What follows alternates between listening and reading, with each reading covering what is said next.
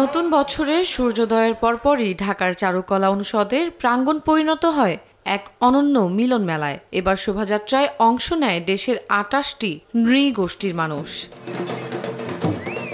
Chakma, Marma, Tripura, Manipuri, Garo, Rakhine সহ প্রতিটি সম্প্রদায়ের নিজস্ব পোশাক, বাদ্যযন্ত্র ও নৃত্যশৈলীতে মিশে গিয়েছিল বাঙালির বৈশাখী আনন্দ।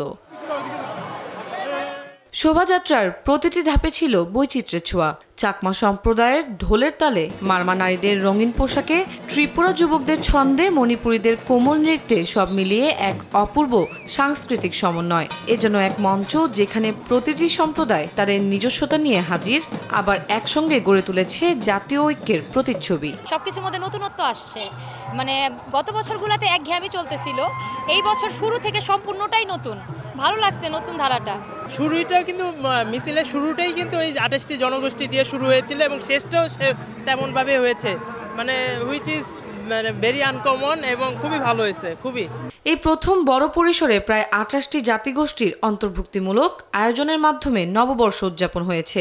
এটি শুধু একটি উৎসব নয়, বরং দেশের বহুমাত্রিক সংস্কৃতির স্বীকৃতি ও সম্মানের প্রতীক। এই শোভাযাত্রা প্রমাণ করেছে বাংলাদেশ শুধু বাঙালির নয়, এটি সব জাতিগোষ্ঠীর মিলিত আবাস। নৃগোষ্ঠী, সমতল, পাহাড়ি এবং বাঙালি জাতিসত্তা মিলিয়ে এ যাবৎকালে সর্ববৃহৎ এবং সবচাইতে বৈচিত্র্যপূর্ণ শোভাযাত্রা এবার আপনাদের সহযোগিতায় হয়েছে। নববর্ষের শোভাযাত্রায় সব সম্প্রদায়ের সম্মিলিত অংশগ্রহণ শুধু আনন্দের নয়, জানান দেয় ঐক্যতার বার্তাও। তন্দ্রা তারণ্য, দেশ টিভি, ঢাকা।